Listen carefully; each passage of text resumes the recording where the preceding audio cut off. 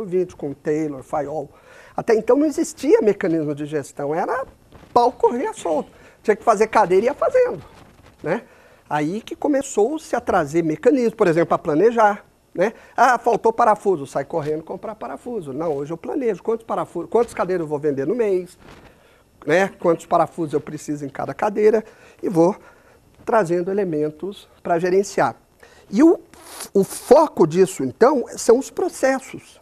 A gente, quanto mais estruturado a gente consegue visualizar um processo, mais fácil se torna o gerenciamento. Existe uma visão que vem de teoria de sistemas, o pessoal que trabalha teoria de sistemas aplicado à empresa, que o componente da empresa é o processo. É uma visão muito interessante. Para mim, até hoje, eu não vi melhor. Por exemplo, qual que é o componente desse relógio? São suas partes e peças. Então, o que compõe esse relógio, essa pulseira, esse vidro, etc. Eu junto tudo isso e eu tenho um relógio. Eu junto HD, tela, dispositivo de entrada e de saída, eu tenho isso aqui. E o que eu tenho que juntar na empresa? São os processos. E o processo, ele é o elemento integrador. Lembra que eu falei que a gente precisa ter um elemento que integre tudo para facilitar a decisão. E o que está no processo? Está tudo da empresa, não tem nada que está fora do processo. Porque se ele não está no processo, ele está onde? Só na língua de quem fala, porque não existe. Né? Processo é o trabalho, é aquilo que nós estamos falando. Né? O processo pode ser varrer, o processo pode ser fazer planejamento financeiro. Processo tem vários níveis de processo. Processo estratégico, tático, operacional. Processo de mercado, processo produtivo, mas tudo é um processo. Atender um telefone é um processo. Posso pensar como um processo. Então, no processo estão pessoas, instalações, equipamentos e outros recursos. Então, por exemplo, quando a gente fala em capital humano não são as pessoas. Capital humano são as competências das pessoas dentro do processo. Porque se eu tiver um cara lá que não está fazendo nada, não está mobilizado, não está agregando valor. O que importa não é eu ter um computador, é como esse computador está sendo utilizado no trabalho dentro do processo. Então, gerenciar as coisas, quando eu tenho, por exemplo, quando vai informatizar uma empresa, qual que é a primeira coisa que se faz? Analisar os processos. Por quê? Porque o processo é o componente da empresa. A empresa é uma rede de processos. Né? Então, essa é uma visão muito legal, que dá uma série de vantagens interessantes. Se eu tenho que medir alguma coisa do processo. Para a gente, o processo graficamente ele seria apresentado num fluxograma? Boa pergunta. Como que seria? Então, eu vou só falar rapidamente. O processo é o trabalho que nós temos que fazer. O fluxograma é uma representação do processo. No caso, eu estou representando o quê? As suas etapas. Eu posso, por exemplo, num processo, eu posso querer saber as suas conexões. Então, eu tenho um outro tipo de modelo que se chama diagrama entrada-saída. Por exemplo, se eu vou informatizar a empresa, ou se eu vou fazer gestão do conhecimento, ou se eu vou fazer gestão de competência, me interessa saber que informações e conhecimentos estão no processo. É um terceiro tipo que o Sérgio conhece bem, por exemplo, diagrama de fluxo de dados. Então, o fluxograma, ele é um mapa. O mapa não é o território, é a representação do território. O processo, ele não existe. O processo, ele não é uma coisa física. É isso que é interessante. Ele se viabiliza por coisas físicas, mas ele em si, ele é a organização de todo o trabalho. Isso que é o processo. Então, por exemplo, o que tem uma coisa a ver com a outra? Gestão estratégica com processo, tudo. A estratégia é a sinfonia. O processo são os músicos. Então, assim, eu escrevo a sinfonia, eu defino missão, visão, valores, objetivos, etc. Quando eu vou tocar música, aí eu tenho o quê? Tenho que ver, bom, aqui é tímpano, aqui é violino, aqui é contrabaixo, aqui é violoncelo, etc. E ver a partitura de cada um para executar a sinfonia. E aí eu posso usar, por exemplo, um fluxograma, eu posso usar um diagrama entrada e saída, para fazer um tipo de abordagem chamada cliente-fornecedor interno, que é um negócio muito legal. Ok? Então, aproveitando então essa visão, a gente chega no que é o produto, né? Então, o produto, essa é uma definição da ISO. É o resultado intencional de qualquer processo. Por que intencional? Quando eu vou fazer, eu fiz macarrão domingo em casa. Um fenômeno. 5 vezes nos últimos 20 anos, né? O que eu queria é macarronada. Toda aquela sujeira que eu provoquei lá não era intencional, então não era o produto. O produto é só o macarrão, a macarronada. Então existe uma relação de causa-efeito, tá? Só um detalhe histórico, a das grandes revoluções, que hoje é óbvio, né? Aquela coisa, revolução até as pessoas aprenderem, que o Japão trouxe, uma nova forma de gerenciar, foi deslocar o foco daqui para cá. A visão americana, ocidental de gerenciamento focava o resultado. E aí o japonesado ensinou que quando eu vou na causa é muito mais eficaz, né? O que eu quero é o fruto na árvore, né? Então eu tenho que trabalhar a causa, que no caso é um processo. E com isso eu tenho uma eficácia muito maior. Essa definição, ela serve, inclusive, não só para a gente pensar o produto final da empresa, no caso o produto de vocês aqui, mas inclusive um produto interno. Por exemplo, aquele relatório de contas a pagar, ele é um produto.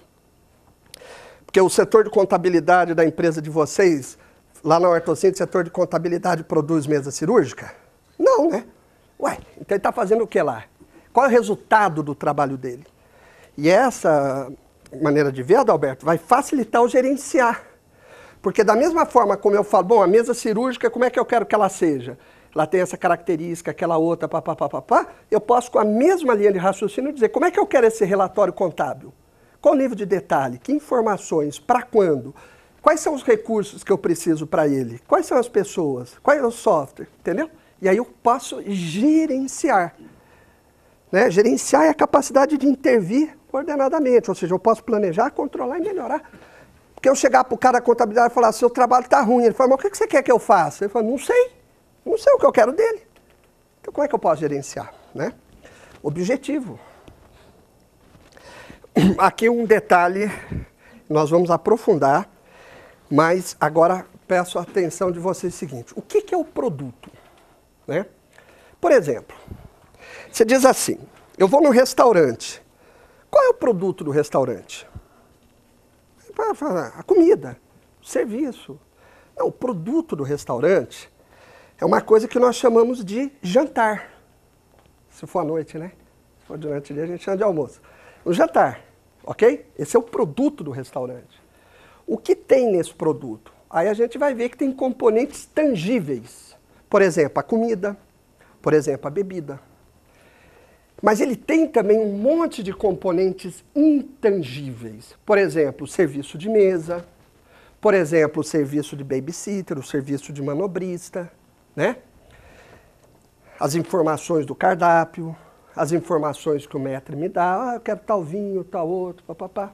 Faz parte do produto jantar.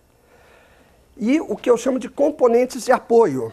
Por exemplo, a mesa, o prato, o garfo. Qual é a diferença daqui para cá? A comida eu como, é meu. O prato eu uso e vou embora. E deixo lá, né? No caso do jantar não tem embalagem, a não ser os mal educados como eu que peço, né, para pôr na quentinha e levar para casa. Então é ficar se enfiar debaixo da mesa. Mas enfim, a embalagem em alguns produtos é muito importante. Então todo produto tem, ou quase todos têm esses 3 componentes. Em alguns casos, por exemplo, no hotel, a parte mais importante do produto, uma das mais importantes, são as instalações, né? Por exemplo, alguns produtos para presente, a própria embalagem, né? Um software é basicamente informações. Qual que é o produto de um setor de contabilidade, de uma empresa de contabilidade? É informação, né? Então, o seu produto, voltando aqui para o nosso projeto, ele tem, em maior ou menor grau, dependendo, ele tem esses componentes, ou pode ter. Então, isso pode ser trabalhado, né? Por que isso é importante? Porque no mercado muito competitivo, é aquela coisa, né? É centésimo de segundo que dá a medalha de ouro. O cara é um pouquinho na frente que vai, né? Então, um serviço que você pode agregar, por exemplo, nessa concepção, por exemplo, o creme Nivea, o que é o produto creme Nivea? Você fala, é aquela coisa branca que tem lá dentro, não é só aquilo. É aquilo também, a parte tangível. Mas tem, por exemplo, tem um SAC lá, um serviço de apoio ao cliente, a pessoa liga, fala, eu tenho a pele assim, assado, o que eu devo fazer, papapá. Isso compõe o produto, ou pode compor. Então, pensar dessa forma nos dá uma margem de manobra para, de repente, colocar elementos, eu paguei lá, que possam agregar valor numa relação custo-benefício interessante para a empresa. Não é pensa só o bisturi em si, só a mesa em si, né? Mas tudo aquilo que a gente vai. E para isso a gente precisa ter foco no cliente, saber o que o cliente quer. Que é outra coisa, foi a segunda grande revolução dos japoneses, que é o foco no cliente. Até então era o império dos engenheiros. Então o cara tinha as ideias brilhantes, fabricava e vendia. Aí a coisa inverteu. O japonês aprendeu. Eu vou lá e perguntar, você é o meu cliente, o que você quer? Por exemplo, eu quero uma mesa cirúrgica, o que é essa mesa cirúrgica? Onde é que o calo aperta? Eu preciso, por exemplo, de uma manutenção mais rápida. E eu trago isso para dentro da empresa e vejo o que é possível fazer no meu produto para atingir aquele foco no cliente. É básico, mas é o fundamento da gestão, né? São esses três elementos, processo, produto e cliente, né? Torear essa coisa aí. Ok? Tudo bem? Me desculpe se eu estou sendo muito óbvio para alguns aí, mas só para a gente chegar, então, naquela, né, em algumas ações, como é que a gente vai poder conduzir as coisas dentro do processo. Então, né, voltando àquele aspecto. Ora, você tem o seu produto, mas tem um concorrente que vende o mesmo produto. O cliente vai comprar um produto, né? E qual ele vai comprar? Aquele cujo valor percebido é maior. Entende a diferença? Não é o valor intrínseco. Por exemplo, suponhamos que a sua cadeira tenha parafuso de platina. Ninguém te falou isso. Para você, isso não está agregando valor. O que você vai perceber de valor é a sua estética, o conforto, coisas desse tipo. É isso que você está percebendo.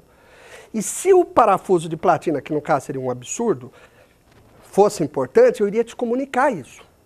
Ia dar um jeito de te comunicar, porque você não vai conseguir perceber. Como é que o cara vai perceber que a sua solda não tem chumbo, se você não avisá-lo? Ele não vai perceber esse valor. Então nós temos que associar com a questão técnica, tem uma questão mercadológica. Como é que nós vamos fazer isso? Vamos pensar. Fazer uma campanha publicitária, vamos pôr destaque, vamos pôr um selinho lá indicando que é ambientalmente correto, vamos pôr no design da caixa, o que nós vamos fazer? Né? Essa é a ideia.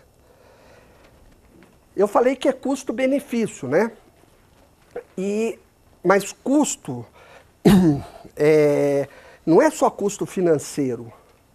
Por exemplo, uma operação difícil é um custo. Uma dificuldade de armazenagem é um custo. Uma dificuldade de transporte é um custo, né? Um consumo maior de energia é um custo. E o benefício, né, pode ser variado. Então, para a gente mexer nessa relação de valor, nós podemos mexer agora sim, custo financeiro,